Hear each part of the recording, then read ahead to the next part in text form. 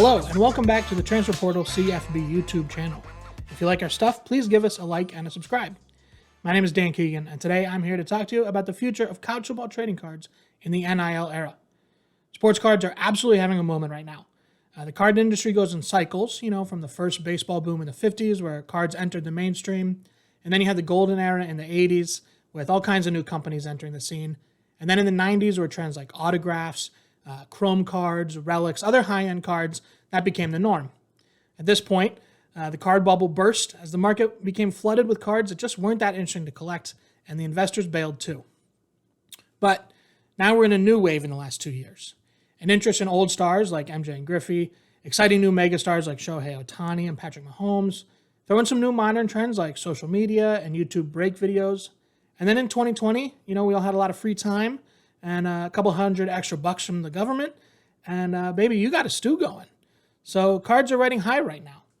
Can the industry keep this momentum and keep both hobbyists collecting and keep the big fish investors on the hook? If they don't want to see another bubble burst, they'll have to be stable and interesting for both sets of customers. So what does that have to do with college football? Well, two things. Firstly, Topps, Topps, they're recently bought by Fanatics, the gigantic sports apparel online mega retailer. And Fanatics is going in hard. They've acquired licenses for a ton of colleges, so college cards now have actual school names and logos on them. But the second thing, and more importantly, we have NIL, baby. This opens up a ton of new opportunities for cards. So, to find out about the future of college football trading cards, we spoke with some expert collectors and YouTubers. I like that the players are going to be able to capitalize on their talent earlier on than they would have been in the past. Well, if you make it to the NFL, then you can capitalize on it. Once you're out of college, then you can capitalize on it. I like the fact that they're going to be able to do that earlier on. So now you can get packs of college football cards, which will be, really nice, handsome cards with actual college football logos on them. An actual Tiger or an actual Buckeye or an actual Crimson Tide on it. And also it will be current players. If you're a fan, wouldn't it be great to collect your favorite players from your team or, a full set of the All-American team or, the best players from your conference? But cards just aren't about collecting your favorite team or players. A lot of people are out there looking to spend big money for rare cards of superstars. I'd say that there will be a bigger market for very, very marketable players in college, like your Tim Tebow and your Johnny Manziel and players like that.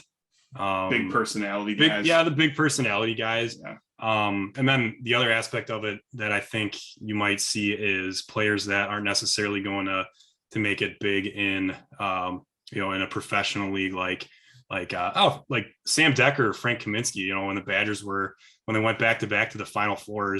Well, I guess it would be Final Fours, right? 2 in a row. If there were cards out there at that point, I can't say I wouldn't have jumped on eBay and been looking for one of their autographs at that point, because it was fun to watch, and that was something that was local and very cool. But I knew they weren't going to make a big splash in the NBA. But they do have stuff out there, but I'm just using that as kind of an example, If you buy cards as an investment, can you imagine pulling a CJ Stroud autograph or a Xavier Worthy jersey relic card? And I'm talking about now, not waiting for the NFL cards to come out in a couple years in the future. It's a really exciting time, and these items can appeal to all kinds of people who like sports cards. I think they'll actually carve out a very good niche with the new NIL deal coming through. So I think the biggest reason why people tend to lean towards the NFL cards are because the college cards and the NFL cards were coming out like pretty much at the same time, because they would have their draft class coming in and they would make cards for them for about 2 to 3 months and then start up their NFL cards. So people would be like, all right, well, I might as well just wait a few months. But now with these NIL deals, you can get these players 2-3 years before those cards come to the NFL market. So it'll carve out a good niche for them for sure. I think it helps them a lot on their front.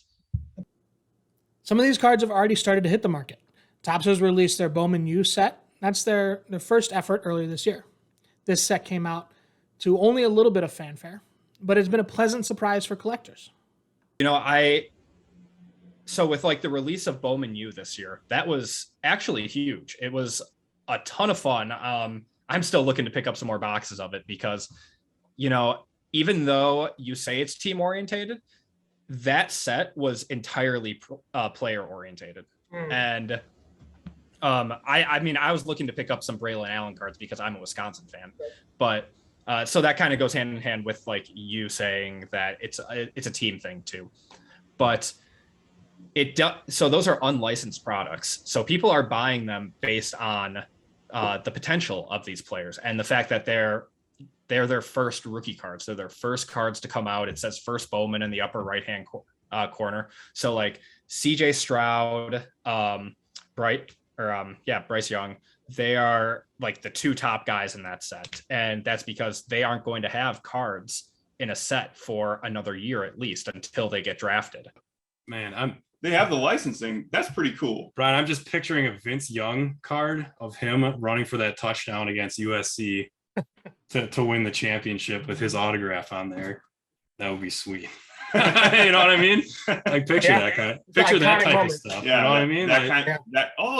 They could make cards of moments, like the moments within in college. Yes.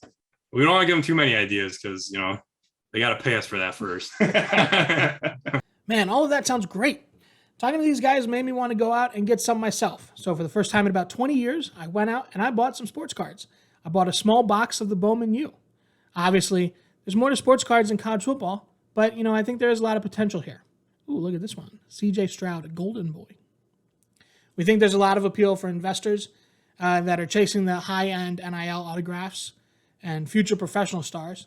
But also, you know, the card industry can make products that are fun for the hobbyists and for the college football fans alike to collect too. I'm excited to see how this new era unfolds.